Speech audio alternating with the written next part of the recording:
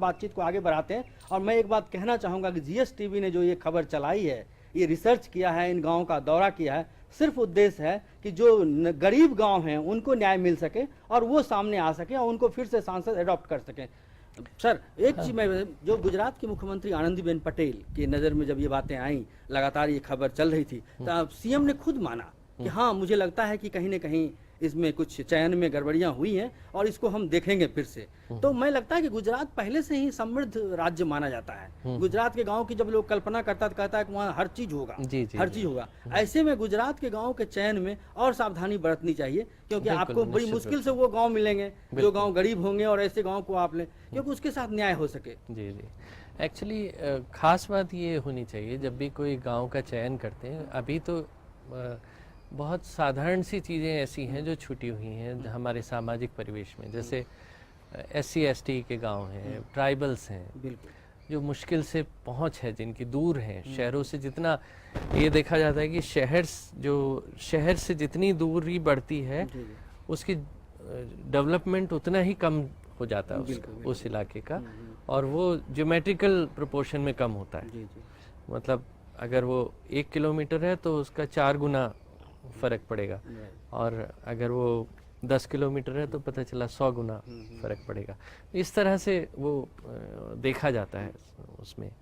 तो ये कोई बहुत बड़ी रॉकेट साइंस नहीं है, सब जानते हैं कि उनके जो पिछड़े हुए क्षेत्र हैं कौन से हैं। पिछड़े हुए क्षेत्रों को आइडेंटिफाई करना उतना मुश्किल काम नहीं है, और जहाँ तक ये हुआ कि कोई समिति बनाने की ज़रूरत है तो वो जो सांसद हैं वो स्वयं बना सकते हैं। उसमें जो विपक्षी लोग हैं उनकी भी भागीदारी हो जाए तो और भी सुंदर लोकतंत्र की परंपराएं सामने आएंगी। उसके अलावा ग्रामीणों का जो है योगदान होना चाहिए उसके चयन में।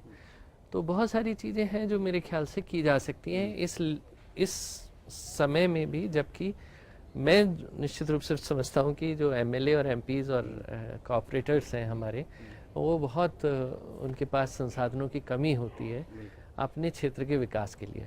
मुझे लगता है कि उनका सिर्फ इस बात से लिमिटेड रहता है कि जो फायर फाइटिंग वाली होती है कि भाई ठीक है वहाँ पे ये नहीं हो रहा है तो तुरंत फ़ोन कर दो, वहाँ पे मेरे को ये कागज़ नहीं मिल रहा है तो ये एक चिट्ठी लिख के दे दो। लेकिन एक जो क्षेत्र के विकास का जो एक पैटर्न होना चाहिए, एक विज़न डेवलप किया जाना चाहिए और एक रोड मैप बनाया जाना चाहिए, उस सब की कमी मुझे दिखती है। लेकिन फिर भी मैं ये कहूँगा कि आज भी जो हमारे सांसद वगैरह हैं वो बेहतर जानते हैं किसी भी सरकारी मशीनरी से कि वो कौन सा गांव पिछड़ा है, कौन सा गांव जो है वो उसको ज़रूरत है, और मेरे ख्याल से वो बेहतर न्याय कर पाएंगे इस बात में। बाकी यह है कि आपकी रिसर्च है, आप गांव में गए हैं, तो वो दुखद बात है कि अगर ऐसा हो के लिए भी थोड़ा मानदंड डिफरेंट होना चाहिए। अर्बन एरिया के लिए खास तौर से जो बड़े शहर हैं जहाँ पे ग्रामीण इलाके नहीं आते, तो ऐसे में उन्हें स्लम्स को लेना चाहिए। जैसे कोई बड़ा जैसे दिल्ली का हम एग्जाम्पल ले लें या बम्बई का एग्जाम्पल ले लें, जो एक बहुत अपने आप में एक राज्य के बराबर है, और वहाँ पे सांसद हैं, MLA हैं, उनको अगर डेवलप करने के लिए कोई जगह लेनी तो वो क्या लेंगे। जितने भी ग्रामीण इलाके हैं उन्होंने क्योंकि ज़मीनें बेची हैं तो उनका विकास हुआ है, उनका आर्थिक विकास हुआ है, इंडस्ट्रीज़ लगी हैं क्योंकि वो भी ऐसे एरियाज़ हैं जो जहाँ पे कानून उतने नहीं सख्ती से पालन होते। तो स्लम एरिया ऐसे इलाके हैं जहाँ पे इस तरह के एक आदर्श इलाके बनाए जा सकते हैं जहाँ पे कैसे गरीबों का पूरा संपूर्ण ख्याल रखा जा सके उस क्षेत्र में।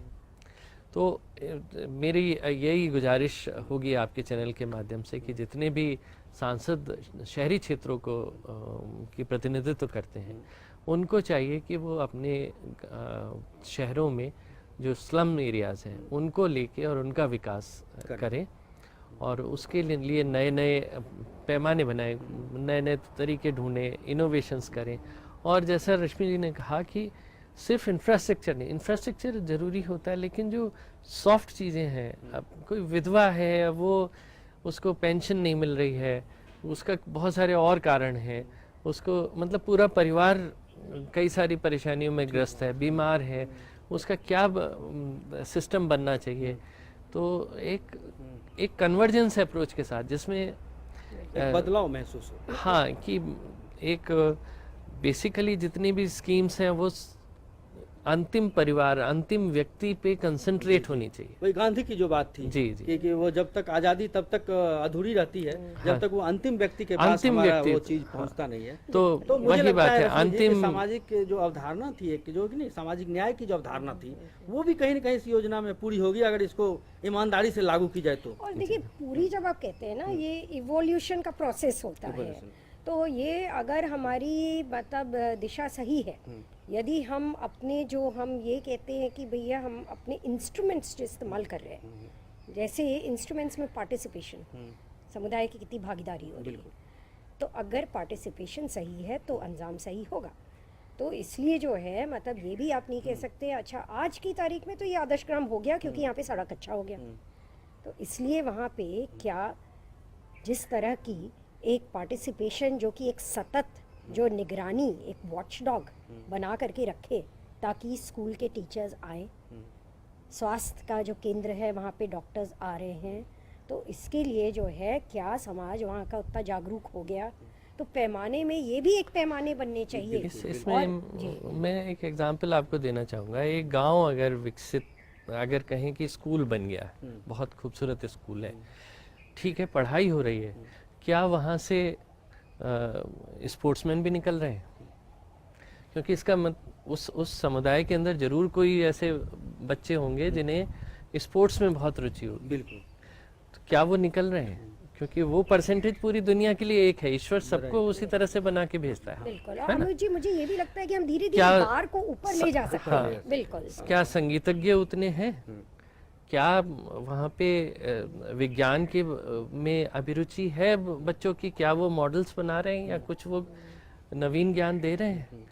तो गांव विकास, ग्राम विकास क्या हो, बहुत सारे पैमाने हो सकते हैं, बहुत सारे स्पर्धा पैमाने। होनी चाहिए, कंपटीशन होना चाहिए, स्पर्धा की भाई ये जो है मतलब हमारे गांव में इस तरह के जो क्या है कोई पैरामीटर्स बच्चा पे हम है खड़े जिसको हृदय के रोग है, क्या उसका समय पे इलाज हो पाएगा? बिल्कुल, बिल्कुल। क्या उसका रेफरल सिस्टम वहाँ तक बन पाया? जो एक बड़ा टेम्पल हमने बनाया हुआ है किसी बड़े शहर में, अहमदाबाद में या दिल्ली में या बम्बई में, वहाँ तक का रास्ता पुख्ता हुआ क्या? वो वहाँ तक जा पाएंगे? और आमोद जी मुझे तो लगता है ये- निरंतरता बड़ी जरूरी हाँ, है और इन सब चीजों में। मैं यदि इसे क्रिटिसाइज निरंतरता- नहीं करना चाहूँगा इस बिल्कुल। समय, लेकिन ये है कि जरूर है, आपको मैं बधाई देना चाहूँगा, आपने इस योजना की शुरुआत में इस चीज़ को उठाया है पॉइंट आउट किया है GST और में। मेरे ख्याल से जो आपके जनप्रतिनिधि हैं वो भी, हमारे जनप्रतिनिधि इसको कॉग्निजेंस में लेंगे और अगर कुछ चयन गलत हुआ है तो उसको सही करेंगे, कुछ पैमाने सही नहीं, दूसरा आमोद जी बनाएंगे। मुझे और लगता है कि फिर एक नहीं फिर 4 और गांव को अडॉप्ट करें साथ साथ। हाँ, मान लीजिए हाँ। कोई संपन्न है हाँ।